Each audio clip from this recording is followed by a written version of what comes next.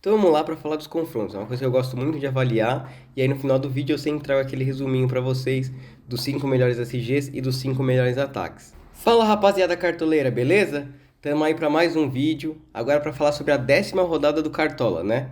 Que aliás já é agora no meio de semana, né? Aquela rodadinha VaptVupt. Já tem um jogo da 10ª rodada hoje, Cuiabá e Corinthians, mas não vale para rodada, então não vamos poder escalar jogadores do Cuiabá e do Corinthians. Que ela começa valendo pro Cartola amanhã às 7 horas com dois jogos. Eu sempre gosto de falar um pouco da rodada que passou, né? Uma rodada super zicada.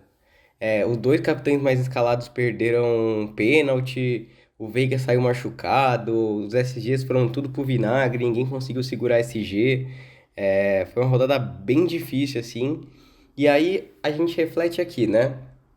A média dos cartoleiros, como vocês podem ver, foi 34,81. E a gente conseguiu, como sempre, a gente nenhuma vez ficou abaixo da média, conseguimos ficar acima da média, 42,70. Acho que diante dessa rodada super zicada foi um desempenho bom. Consegui assumir a ponta de algumas ligas que eu jogo, né? Enfim, acho que a gente tem conseguido manter esse desempenho justamente porque a gente escala o time baseado nos dados, né? E aí já fica o convite para vocês se inscreverem no canal para não perder os vídeos, né? A gente vai ter live amanhã, surpresa para vocês. Vai ser uma live recheada aí com dicas posição por posição. Uma rodada é curta, não vai dar para fazer dois vídeos, né?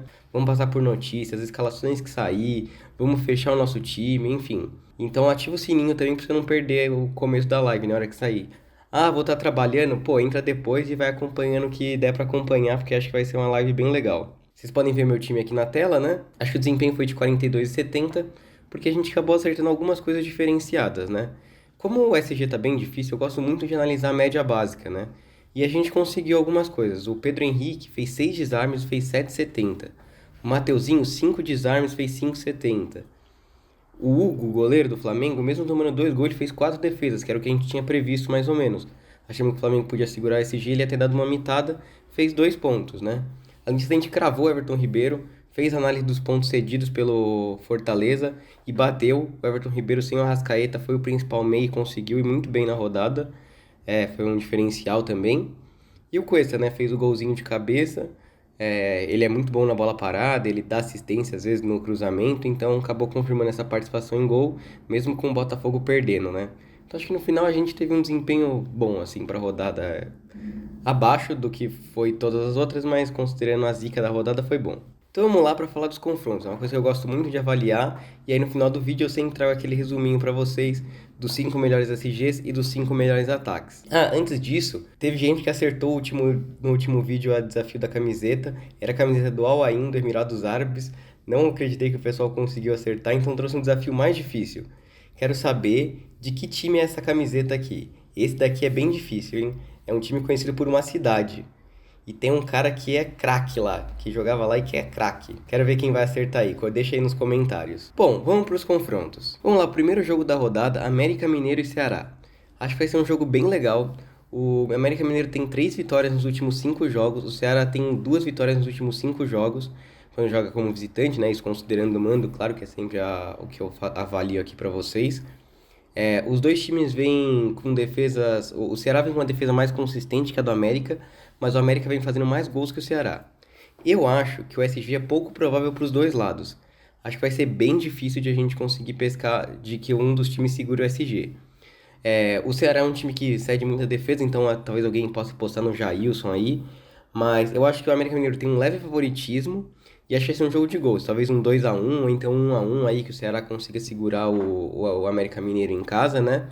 E eu acho que talvez seja um confronto de ataques aí. Pensando em umas dicas mais ousadas, né? O Boi Bandido, o Mendonça, quem sabe dá pra dar uma diferenciada aí nos times. O segundo jogo aqui da rodada pra vocês, Juventude e Atlético Paranaense. Acho que são os dois jogos às 7 horas que a gente vai ter a escalação, né, durante a live. E eu acho que esse vai ser um jogo bem difícil, assim. É até difícil de você pensar em alguns nomes de cada time, assim. Eu tô até pensando em fugir desse confronto e não falar ninguém. Porque, assim, nos últimos 5 jogos, considerando o mando, os dois times só ganharam um jogo. O Atlético Paranaense tomou 9 gols nos últimos 5 jogos que jogou fora e o Juventude tomou 7. Eles têm tomado muitos gols, feitos poucos, não têm ganhado quando jogam nesses mandos, mas é bem verdade que o Juventude no último jogo, jogando contra o Fluminense, ganhou de 1-0. Tá certo que o gramado tava num estado horrível, assim, né? Tava muita chuva.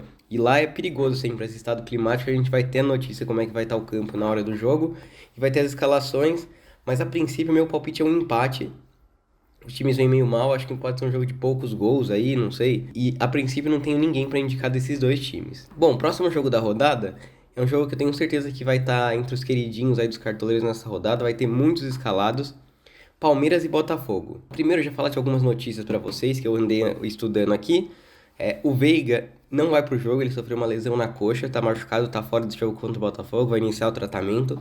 O Zé Rafael não foi constatada lesão nele, né? Então provavelmente ele vai pro jogo, só que a gente tem que ficar meio de olho, porque é possível que ele seja substituído mais cedo, ou então que ele possa até se lesionar, não sei. Não quero zicar ninguém, mas ele saiu contundido no último jogo do Palmeiras, né? No Atlético Mineiro. Não teve lesão constatada, então deve ir pro jogo, mas ele não tá no seu potencial físico maior, e é uma das grandes características dele, né? O Everton e Danilo chegam na quarta-feira, amanhã à tarde da seleção, né? Vão fazer um voo bem longo lá do Japão e vão ser reavaliados pelo centro de físico do Palmeiras, né? Pra ver se eles têm condição de jogo ou não. Acho difícil que a gente tenha notícia se eles vão exatamente pro jogo, o Abel costuma esconder isso. Mas enfim, como o jogo é amanhã, pode ser que a gente tenha notícia. Meu palpite é de que provavelmente eles não vão jogar, porque uma viagem muito longa, chegando no dia, não sei, vamos ver, né? Falando sobre o confronto, o Palmeiras é favorito, sim, claro. O Palmeiras tem 8 gols nos últimos 5 jogos quando jogou em casa e tomou só 2. Então é um time que vem se consolidando bem na defesa, assim, tá difícil do Palmeiras sofrer gols. Mas o Palmeiras tem um confronto difícil contra o Botafogo. O Botafogo fez 6 gols nos últimos 5 jogos que jogou fora e só tomou 3. É um time que tá jogando até melhor fora do que em casa, né? A gente viu que perdeu pro Goiás no último partido aí jogando em casa, mas fora o Botafogo vem muito bem. Então acho que assim, o Palmeiras é favorito. Acho que a gente tem que ter sim bastante peças do Palmeiras aí, pelo menos 2 no ataque, 2 na defesa. Mas eu tava dando uma olhada nos mais escalados e já tem assim, quase toda a defesa do Palmeiras. Acho que isso é bem arriscado, porque você toma um gol, perde todos os SGs, a média já vai lá pra baixo, né? Mas enfim, claro, vamos pescar Marcos Rocha, Piquerez, Murilo, vamos ver se o Gomes joga, né? Inclusive a gente vai fazer análise vendo o lado que mais cede pra escolher entre Piquerez e Rocha na live. Enfim, vamos fazer uma análise bem legal e tentar pescar peças boas aí do Palmeiras, né? Outro confronto da rodada, que eu acho que tem um favoritismo, Atlético Goianiense e Avaí. Nos últimos 5 jogos que o Atlético Goianiense jogou em casa, ele ganhou 3 jogos e o Avaí não ganhou nenhum. O Avaí é um time que tem tomado muitos gols quando joga fora de casa, a gente tem repetido isso. Tomou 7 nos últimos 5 jogos e só fez 2. Do SG do Atlético Goianiense, eu acho que talvez pescar o goleiro do Atlético Goianiense, o Ronaldo, que é um cara que vem fazendo bastante defesas. E o Avaí cede bastante defesa para os goleiros também, né?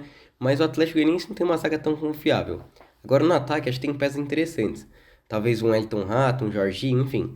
Vamos aprofundar nos dados, porque eu acho que é interessante olhar para esse confronto e pescar umas peças diferenciadas para a gente poder tentar dar uma mitada sozinho, né? Mais um jogo interessante da rodada, Bragantino e Flamengo. Bom, esse confronto aqui é um confronto meio traiçoeiro, né? Se a gente olhar exclusivamente os dados, aponta um favoritismo claro para o Flamengo. O Flamengo tem 3 vitórias nos últimos 5 jogos e fez 11 gols. É o time que mais fez gols considerando o mando de campo aí nesses últimos 5 jogos. Então é um time que está com um ataque muito produtivo, né?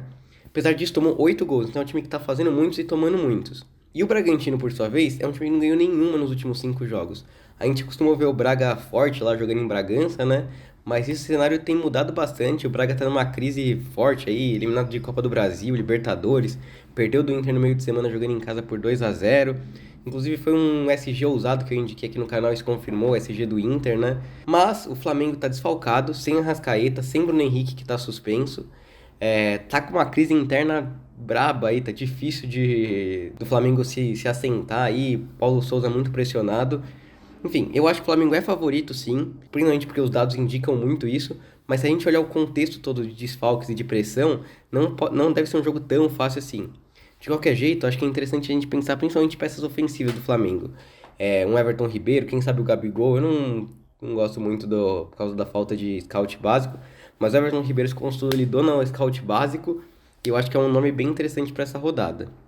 Além disso, claro, o Mateuzinho, talvez pela regularidade dele, olhar alguém do Bragantino, o Luan Cândido pela regularidade, mas aí a gente traz mais nomes aí pra você e dicas consolidadas na live também, né? Outro jogo da rodada que eu acho que é um jogo difícil é Fluminense e Galo. O Atlético Mineiro tem um desempenho meio espetacular, assim, jogando fora de casa, se você olhar quando ele não perde. Desde o ano passado, num jogo contra o Flamengo, que perdeu de 1-0, que o Atlético Mineiro, jogando com seu time titular, não perde quando joga de fora de casa. Ele perdeu esse ano, sim, pro RT, acho, e pra...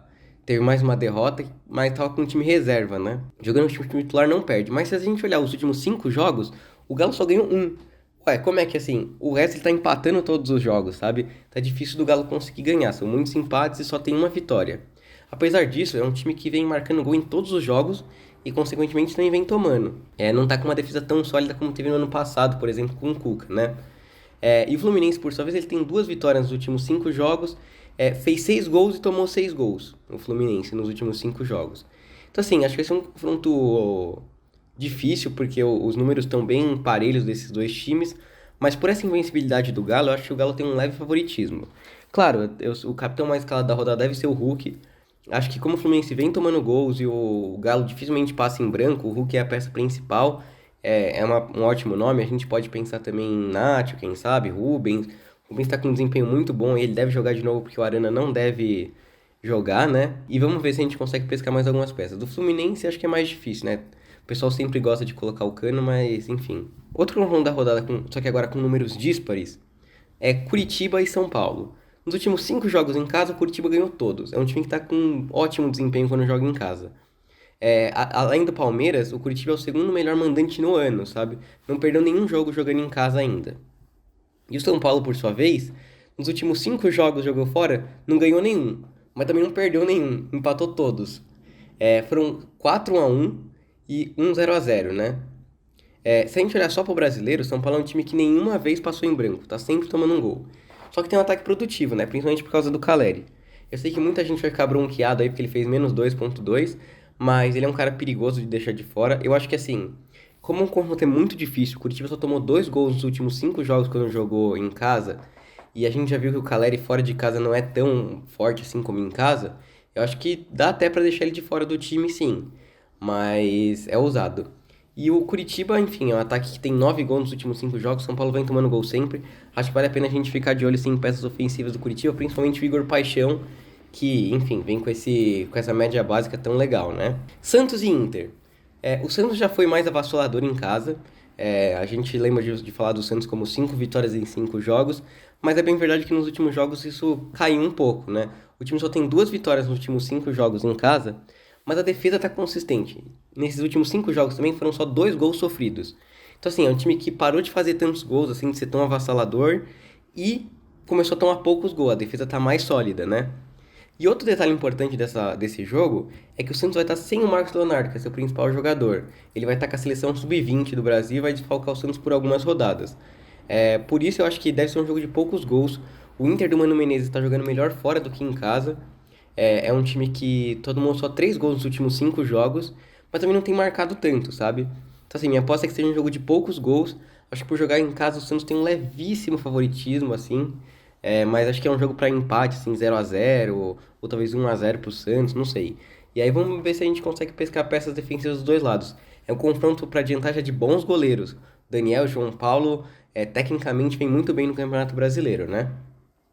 E finalmente, para fechar a rodada, Fortaleza e Goiás. Nos últimos 5 jogos que o Fortaleza jogou em casa, ele não ganhou nenhum jogo e só fez 3 gols. E aí a gente vê a última rodada deu de 2-1 do Flamengo, tá certo que era fora, né? E assim, o Goiás, por sua vez, é um time que ganhou 2 vezes nos últimos 5 jogos fora, mas tomou 8 gols. Então assim, mesmo com as vitórias, tem tomado muito gol. Todo jogo toma gol, sabe? A gente viu contra o Botafogo, conseguiu a vitória por 2-1, 2 gols do Pedro Raul, né? Mas tomou o golzinho. Então assim, eu não confio em ninguém no Goiás, pra falar a verdade, pra gente tentar apostar aí contra o Fortaleza, que em casa vem meio mal, né, mas se recuperou contra o Flamengo. E do Fortaleza eu também não quero ficar olhando muita coisa, porque eu acho que vai ser um jogo difícil, hein? Talvez até um empate seja um resultado mais plausível aí pro jogo, mas quem sabe o Goiás tomando muito gol e é um time que toma muita finalização, talvez um Pikachu aí pra gente, enfim, é uma peça que tá sempre no nosso radar porque cobra pênalti, quem sabe, né? Bom, passei por todos os confrontos e agora vamos trazer o nosso tradicional gráfico de SG e de gols e vamos trazer os 5 melhores SGs e os 5 melhores ataques. Bom, tá aí o gráfico para vocês e aí eu já faço o resuminho aqui para vocês. Lembrando que a gente quer um time que esteja pra esquerda e pra baixo, que é um time que toma poucos gols e o adversário faz poucos gols. Acho que os 5 melhores SGs, então, são assim, ó. Primeiro, Palmeiras e Santos e Atlético Goianiense. Esses times são times que vêm com uma defesa um pouco mais sólida, assim, não vem tomando tantos gols. O Palmeiras e o Santos enfrentam times que costumam fazer mais gols, e o Atlético Goianiense enfrenta o Avaí, que é um ataque muito frágil, né?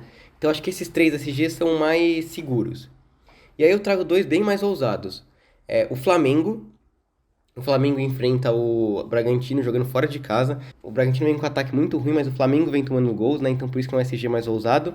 E finalmente o Curitiba. Sei que vocês vão falar, o São Paulo sempre tá fazendo gol também, tem o Caleri e tal. Mas quando joga em casa, o Curitiba é muito forte. Já provou até que com a defesa reserva contra o Botafogo não tomou gols. Então acho que, fechando a indicação, eu sei que é mais ousada do Curitiba aqui pra defesa. Trazendo aqui pra vocês os 5 melhores ataques pra essa rodada, a gente tem Flamengo, Curitiba, Palmeiras, Atlético Mineiro e Atlético Goianiense. Claro, o Flamengo, Palmeiras e Atlético Mineiro são muito mais pelo que esses times produzem. E o Flamengo tem esse aditivo de que o Bragantino vem mal, tem tomado gols, né? E o Atlético Goianiense é muito mais porque o Avaí tá tomando um mar de gol de todo mundo, né? Então por isso que esses são os 5 melhores ataques pra rodada. Bom, pessoal, era isso que eu queria trazer nesse vídeo. Amanhã a gente vai ter a live, vai trazer dicas posição por posição. Eu costumo indicar de 3 a 5 nomes aí pra vocês, em cada posição, trazendo dados de scout básico, desarme, chance de gol, enfim, tudo que vocês podem ter pra dar aquela mitada na rodada, tá? E aí, não se esquece de se inscrever no canal pra você não perder a live, né? E ativa o sininho também pra você pegar logo no começo. Deve começar por volta das 5 horas, mas depende um pouco aí do meu trabalho. Vamos pra essa rodada, sair dessa zica que foi a última e vamos voltar pra mitar, né? Tamo junto, até a próxima, falou!